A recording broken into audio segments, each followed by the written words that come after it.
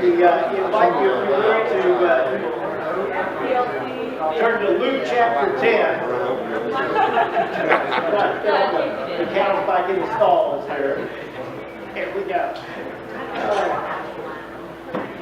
That's a great thing about this church. Is you turn you guys loose, you just enjoy each other. You know, way too much. It's great.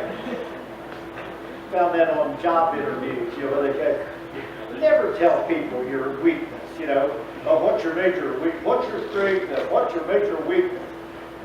My major weakness is I'm a man who just cares too much. That's my big one. That's a hit from an old guy. I love it. Here we go. Oh, if you have Luke chapter 10 open, what we're going to be talking about today is looks like the major areas of the New Testament Israel.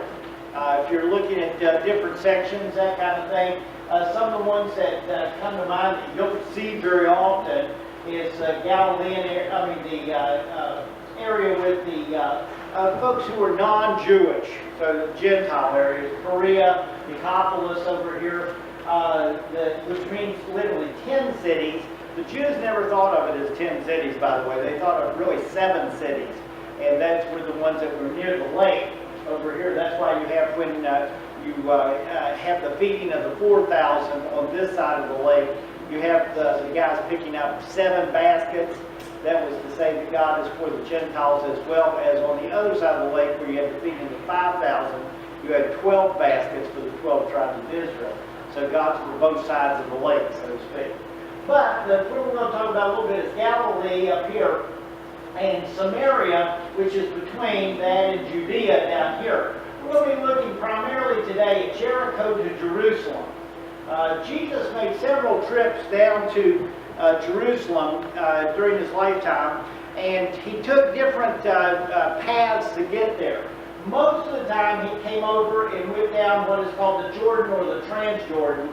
There were major roads that kind of ran right beside the Jordan River. You can see this leads down area. It shows mainly because what is below sea level, but it's also where the floods came every year. It was like a real consistent thing. Before they put dams and all the hydroelectricity stuff on the Jordan, you had it every year flooded, and it would flood so wide it looked a whole lot like the Mississippi when you got down toward the end of near New Orleans and that kind of thing. It would go 1/2 mile on each side of the river bed, and so you had literally a mile wide. That's why it was so significant when the Jews came back from captivity that going in toward Jericho, they're going to have to cross a river, and it's a mile wide river because it said it's during flood time. And so you're going to have this leach down area here. Jesus did mostly what Jews did. They tried to avoid Samaria at all costs. Okay? Samaria is right in the middle. There was an ancient, just hatred of these guys between the Jews and the Samaritans, mainly because they were so close. There's no hate like you can hate within a family. Holidays are coming. we have the proximity alert, you know, oh, they're in the same room with me. Now I remember why I hate family reunions.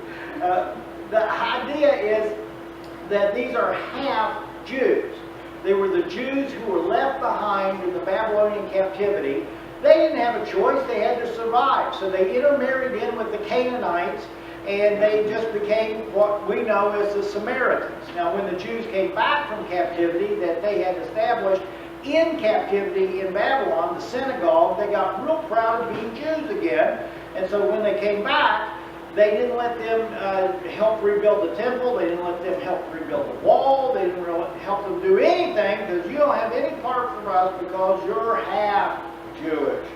You're not full Jewish, okay? So you don't have that USDA approved Jewish on the side of you. You don't get it. And so they literally could not stand the Samaritans.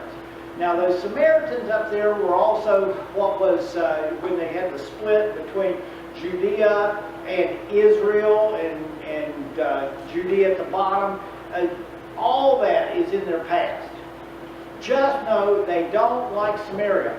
They didn't even want to put their little pinkies on their soil because that made them not really acceptable when they got up to temple if they were going up during Passover or whenever else. Only one time really Jesus goes right down through the middle of them where he's actually going to meet the woman at the well and all that, and he says, I needs go through Samaria. He had to go through Samaria because he had some appointments to keep.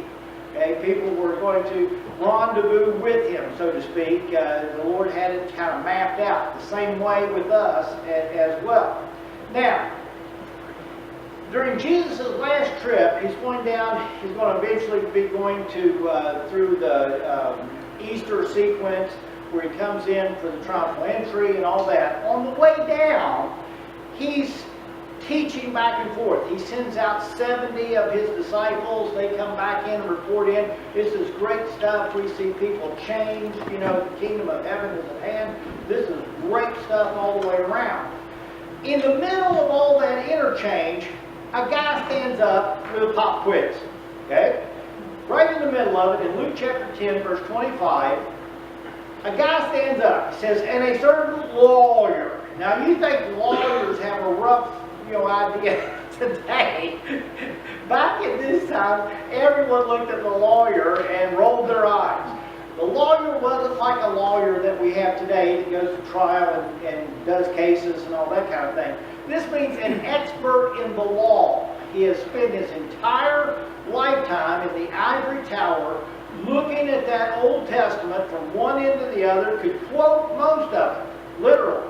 Could quote most of it, especially the first 5 books of the Torah, I'm going to do New Testament. Here we go. Genesis, Exodus, Leviticus, Numbers, and Deuteronomy. Those first 5 books of the Old Testament, the Moses books, the Torah, he can almost quote them verbatim. He's an expert in the law. So don't think of a lawyer like today, down at the courthouse. This is a lawyer like a PhD, emeritus, head of the department, chair of everything, that kind of guy. He stands up and he tested it. Lets you know right quick, this is not fun and games. There's a little test going on. He's goading Jesus, trying to get him to say something so he can say, you're a itinerant rabbi from Galilee who has no credentials whatsoever. You didn't come through our schools, either in Galilee or down here in Jerusalem. You have nothing to say to any of us. Who are you, you rube? Okay? That's exactly where he's going with this. He says, teacher, okay, he doesn't call him rabbi, teacher, okay, rabbi, what shall I do to inherit eternal life? Now, you know about sort of a dumb question. That's a dumb question. Yeah. Now, the idea is, what shall I do to inherit eternal life? Now, wait a minute. Really, what you probably should be saying is, how can I do some stuff to gain eternal life as a reward? Because that has a whole lot more our knowledge of what's going on in this story than what the lawyer has. I don't know why you use that phrase. What must I do to inherit eternal life? Because you're going to inherit something. Somebody's going to die, and they leave you something. Sort of like Jesus and salvation. He wouldn't have that in mind at all. What he probably should have said is, what do I need to do to get God's favor so that I get eternal life in the end? But what must I do to inherit eternal life? Now, realize he's already heard this before. He's not the first to pass this way. In Matthew 22, prior to this event, a Pharisee, who's even further right than this guy, he's way out there. I mean, he is just literally by the book, everything within the Old Testament, and then added a whole bunch to it. Okay? They're not satisfied with the 10 commandments. They had 500 and some commandments. Okay? I love it. They had the really important ones. They had 365 of them, one for every day of the year. I love it. And they kept every one of them and watched to see if you were keeping even more than them. Okay? Is that kind of guy. A Pharisee asked this same question, fell on his face in front of Jesus, This guy knows this, and so he comes loaded. So I know the answer, he's going to do this. So he's prepped, he's ready for this. What he wants to do is skate around this thing a little bit. It says, what must I do to inherit eternal life? You ready? Luke 10, verse 26. And he said to them, what is written in the law? You're the lawyer. You're full of that law stuff. How do you read it? That's a master teacher. To turn the quiz back on the master, so to speak, back on the PhD and say, okay, smart guy, what do you get out of it? What is it? And he answered and said, you shall love the Lord your God with all your heart, with all your soul, with all your strength, and with all your mind. Now, that's out of Deuteronomy. No, that's out of Leviticus. Leviticus chapter 19. What he knows by that Pharisee falling on his face before this is that Jesus plucks this out and a verse from Deuteronomy chapter 6 and sticks them for the first time together like pop beads. He takes, you shall love the Lord your God with everything and your neighbor as yourself, and pops them together. That's the first time in history that it had ever been done. This guy knows it. And so he just reels it right off. You know, says, and your neighbor as yourself. That is not in the Jewish mindset. Okay? Because their neighbors were their own cluster. And no one else. We four and no more. Okay? It is literally their Jewish cluster and no one else, period. No Gentiles, certainly none of those Samaritans. Okay? Okay? That's what, it's our group, period. So, he says, reels it off. Love the Lord your God with all your heart, all your soul, all your strength, and your mind, and your neighbor yourself. Bingo! Jesus says, great. You've answered rightly. Do this, and live. Do this. There's a big difference between ivory tower talking and regular out there shoe leather working it out on the street. There is a huge difference between the two. In fact, one of the major theologians of the 19th and 20th centuries, he crossed over from one century into the next, said that every Bible should be put in shoe leather, not this beautiful Moroccan leather stuff. It says it ought to be like you open up a shoe and a boot. He says, because that's where the Bible needs to be, is out there amongst the regular people. And so the idea is, you've answered rightly, do this and you shall live. But wanting to justify himself, now there's the whole point. Okay? This guy throws it in. But wanting to justify himself, he says to Jesus, and who is my neighbor? That is something those doctors in those ivory towers could have argued for months on end. I mean, I've been there. I've been in the ivory tower before, and to see guys that get mad at predestination and stuff like that, you know. And I mean, veins come out in their neck. They get mad, red face, you know. It's like, you look at this and ease up. You let God be God and you be you. You're not going to have a problem with this. It's when you're trying to figure God out, that's where the problems arise right there, because you're not going to figure it out. I'm sorry. I don't worry about trying to be God, because I know I look in the mirror every day, and I'm not. Don't worry about that. Okay? Who is your neighbor? I love it. It says, oh yeah? Well, you know, it's whatever comeback. Your mother wears army boots, you know, it's whatever. You know, that's where he's going with this. Well, yeah, well, who's your neighbor? Okay? Because he knows it's going to be. Jesus said, that's good. I got a parable for that. Okay? So he's going to reel out a parable. A parable is an earthly story that has a parallel meaning that has a heavenly touch to it. The idea, that's why we call it a parable. It's not two bulls out in the field, not a pair of bulls. It is a parable. It means throw beside of it. That means here's the truth, and you're going to take it, and you're going to take a story and plop it beside of it. It doesn't explain it, but what it does is give you a parallel version of it so that you can look at it and go, I get it. This makes more sense once I hear this story, because this is down-home earthly story I can understand. He says, a certain man. Now, the assumption is this is going to be a Jewish man, because if you did say it was a Jewish man or didn't say it, they would think Jewish person because that's a man. Okay? Gentile would be a dog laying out there. Okay? But this is a certain man. Went down from Jerusalem. That's going to be real important. He's going to go down. Okay? From Jerusalem to Jericho, he fell among thieves who stripped him of his clothing, wounded him, and departed, leaving him half dead. Yikes! Now, everyone in the hearing of this story will know this. Okay? It is like everyone who really knows, like Atlanta or Miami or New York City or Houston or Kansas City or LA will know, if you're really familiar with that city, there are exits that you don't want to get off. I don't care what nationality, color, or anything else.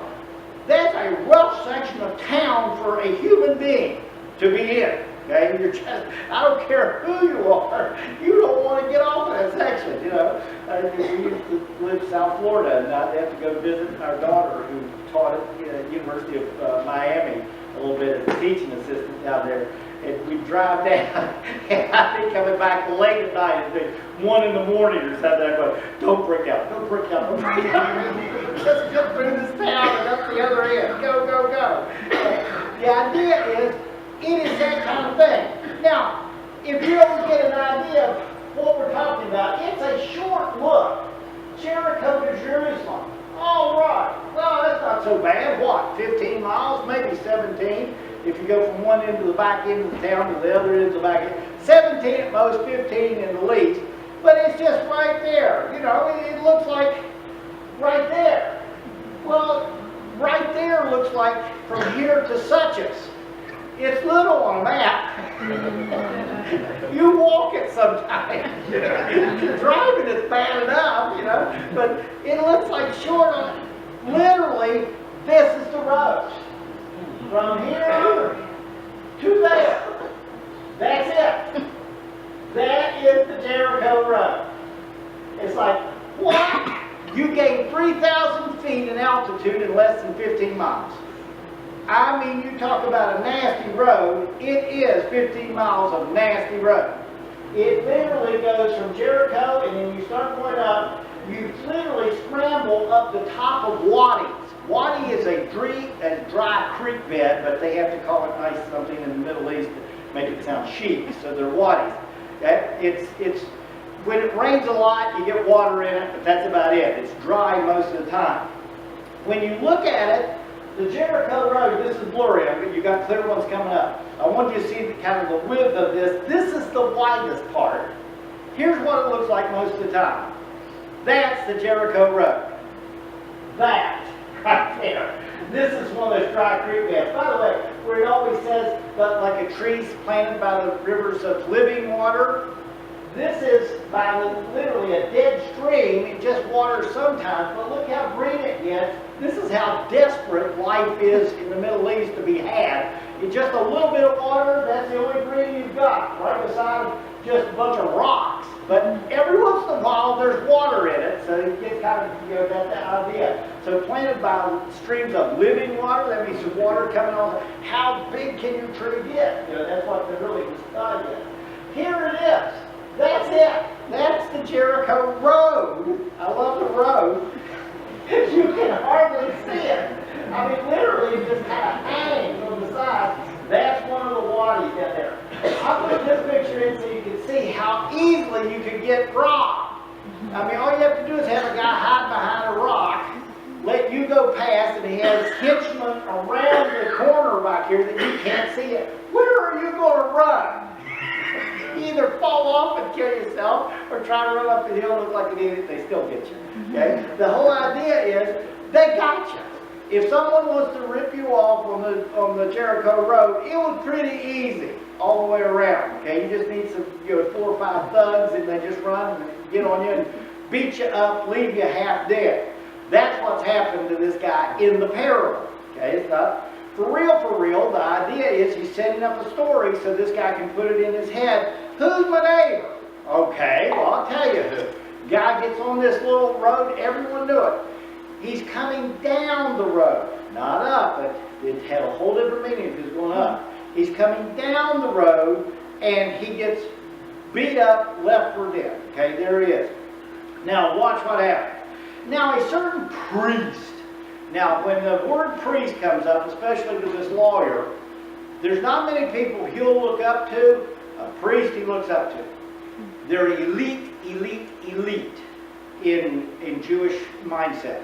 If you want to say somebody who is really religious, pick them. Okay? They would be the first ones that come in mind. Whatever your, back in your past, if you were, to pull out something saying, okay, who's really religious? Who's really spiritual? Whatever comes to your head, because we have all kinds of different denominations here. Whoever comes here, that's who he's talking about. Someone that you would just assume, boy, if I want somebody to pray for me, I'm going to that person. They have a main line to God. Okay? That's the priest. That's what would be in that lawyer's mindset. He's a high and lofty dude himself, but this guy's way more higher and loftier than he is. He's way elite. He came down the road. That means he's not going up to do his priestly duties. He's already done them, and he's deadheading going back home. The priests only work 2 weeks a year. I know, it's like preachers only work an hour a week. I know. I've heard it. Okay? The idea is that he's already done his week's worth of work. He's got to go back another week during the big festivals and stuff. It's all hands on deck, and they pull him in. But he's already done his stuff. So he's deadheaded going back home. But he's a priest. Came down, and he saw him. Yeah, he can't get away from it. He saw it. There he is, a poor wretch laying there bleeding, just looking awful on that little road. It's not big. It's not like a 4-lane highway where he's over there like a deer den, way over there somewhere, and you can kind of, oh, I don't know if I saw that. Oh, I think I missed that. No. He's almost stepping over top of him. Okay, he's there. He sees him, and he passes by on the other side. That takes an effort. He has to do it kind of a little two-step. But he gets over on the other side. Every time I read this passage, I see that thing. I see the priest coming down the road, and I'm going to go, do what did he done, did he do? Here he comes, just walking down the road. Every time I read that, because I love it. It's like, just as natural. No, that's it. Okay, here we go. You ready? Here's why the priests were so big. All the way back to Israel, Jacob himself had a son named Levi and 11 other ones. Okay? 12 tribes of Israel. But out of Levi, you're going to have a lineage that comes down to Aaron, who is the first priest, Moses and his brother Aaron. Okay? Out of Aaron comes these guys all the way down the centuries. This is a minor part because you've got these guys and these guys all having families like this of their own. But to literally come through the line of Levi and go clear to Aaron and then down, those were the priests. You had to be born into it. Talk about a caste system. If you didn't have the approval of those genealogies behind you, you didn't get to be a priest. So the idea is you're the elite of the elite of the elite. And boy, did they do it. You talk about sashay around, that's who the priests were. They're only ones who could do the sacrifices, not the ones who did the temple work. No. I'm going to dirty my hands with work. Okay? The worst thing I'll do is maybe kill a lamb every once in a while. But they're the only ones that could do the sacrifices, and they were the high and lofty. If you see them depicted, that's the way and that's the way they looked, and this is probably a minor look. Okay? They were just better than you, whoever you are. It doesn't make any difference. He comes along and he sees the poor wretch laying there, and he walks by on the other side.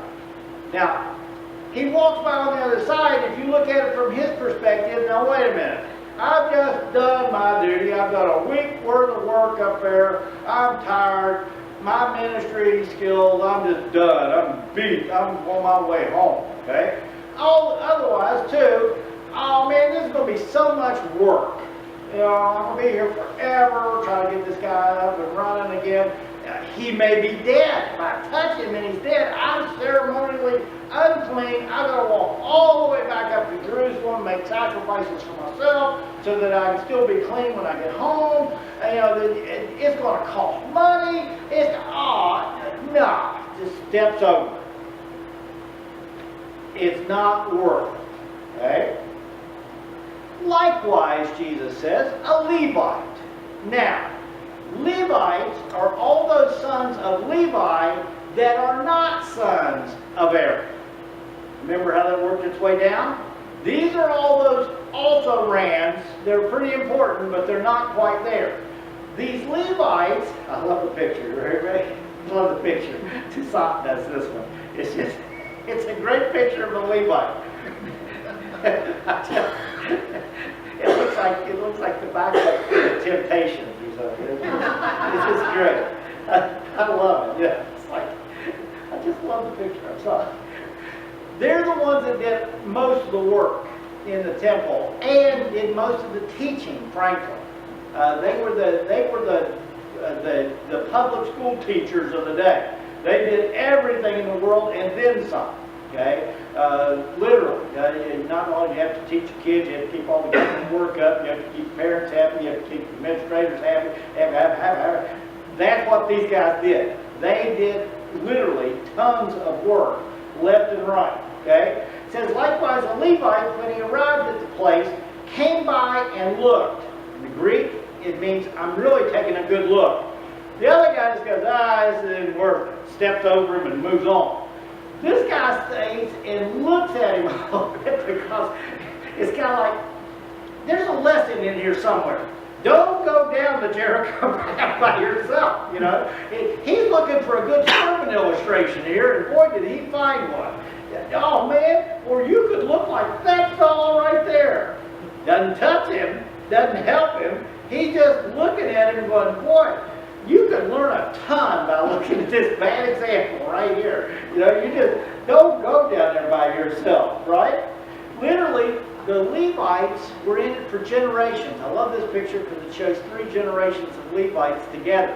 You have the old man who actually gets to hold the scrolls even though he can't see a lick. He's got, you know, the eyes that are glazed over looking like a poodle in Central Florida. Okay? It's like that's poor poodles in Central Florida. Everyone claimed that when you wore out your poodle, you sent it down to Valdosta and they just kicked it across the border into Florida. You know? It's like white eyes, you know, tongue hanging out, walking sideways because it had hip displacement. You know, the funniest thing is to see somebody walking around the street with a couple of poodles thinking none of the 3 of them know where they live. They're just walking around until someone gets them and says, come in here. Yeah, here we go. There he is. Well, he gets a hold of the scroll, and then you got the middle guy who's kind of in it, telling Dad what to do, and then the young guy's really listening. He's looking around. There's 3 generations. That's the Levite all the way around. He sees the guy and then just goes. I got my illustration. I got what I needed to get off of him. Thank you very much. I'm on. But a certain Samaritan, we've already discussed this, the most hated person that lawyer could ever hear. A Samaritan? What do you mean a Samaritan? But a certain Samaritan. As he journeyed, when he came, he saw him and had splachnon. Compassion. Means lower visceral. Means if you get stuck that in a war situation, you're dead. There's no way of healing that up on a battlefield. You'll either bleed out or everything is jumbled up in there. You're going to die. Okay? That's just the way it's splachnon. The Greeks didn't have that, he's wonderful, he's near my heart kind of feel. He would say, your heart, no. When I get something really gut-wrenching, we say it for a reason. It's gut-wrenching. It means it gets way down there deep. That's what the compassion is, splachnon. It means, it's gross stuff. The idea is he saw him and had compassion on him. Why? Look at their social structure. This is a high point. If you're going to be high and lofty, you'd be a priest. Levite, maybe. You'd be an okay Jew, or tax collectors, outlaws, or outcasts, and sinners. Okay, that's another concentric circle. Samaritans are just below Gentiles. Yikes! Okay? That's what he's thinking of this, and he stops and has compassion on it. Now watch what Jesus does with this Samaritan, because he's rubbing it right in the lawyer's face. You ready? He's not the first responder, he's the only responder. Okay? Said he went to him, bandaged his wounds, pouring oil and wine, which how I did ointment, when those awful cuts and all those abrasions and all that stuff. Set him on his own animal. Got one animal, I'll throw him on the animal and I'll walk it down through the and you can see the path that they have to go, and it's downhill. I mean straight downhill. Here we go. On his own animal, brought him to an inn and took care of him. That's not just all. You ready?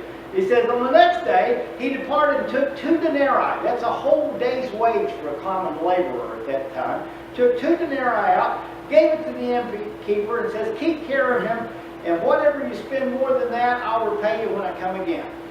Okay? The only thing he missed was giving him a Walmart gift card. I mean, it's like literally. It's just everything.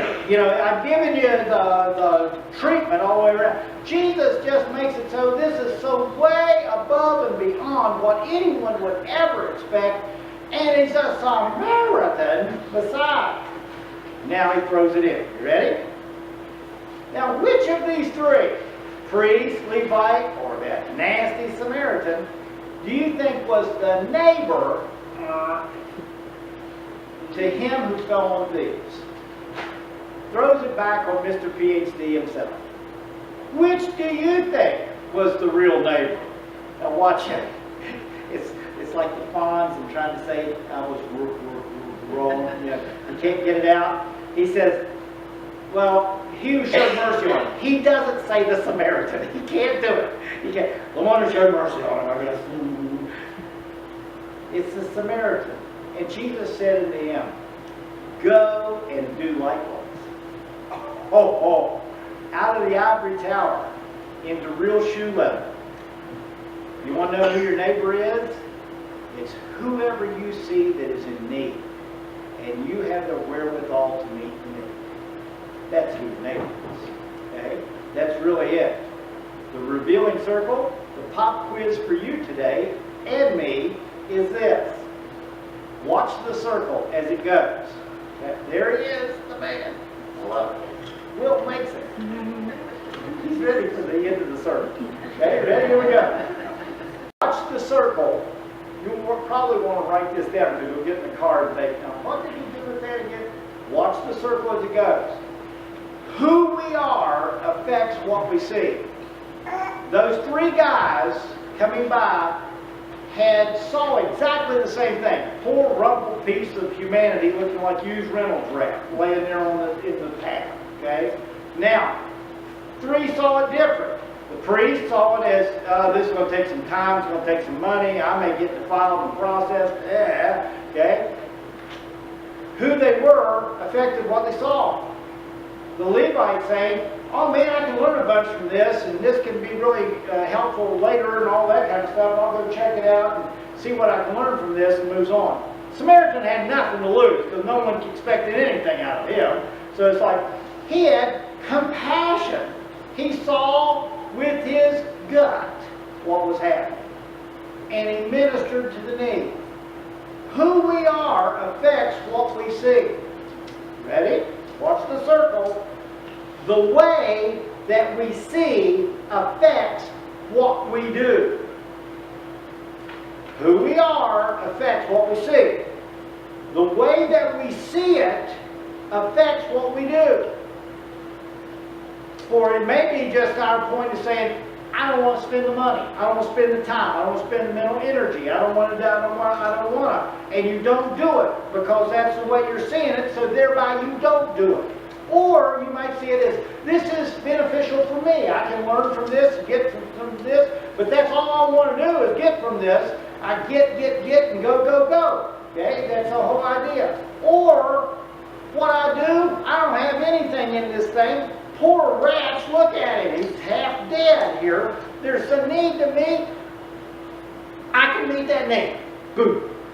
There's not a lot that I can meet, but I can meet this need. I'll do it. You ever wonder why some needs get placed in some people's paths and some your path? It's because God leads you to the stuff that you can do. Why lead you into doing something you can't do? Okay? why not just lead you into stuff you can do, and you just do it? That seems too simple. Now here's the convicting one. You ready? Because you knew it was going to come to a circle. Not only who you are affects what you see. The way that you see affects what you do. Now watch this. What you do affects who you really are. It goes back up. If you're going to call yourself a Christian, you better be doing Christian things. If you're just talking about it and you're not doing anything, question who you are. Because it's who you are is mirrored by what you're doing. What are you doing says who you are. And who you are affects what you see. And what you see is what you do. And what you do is who you are. Oh dear. You nailed me at the end. Let's stand as we pray.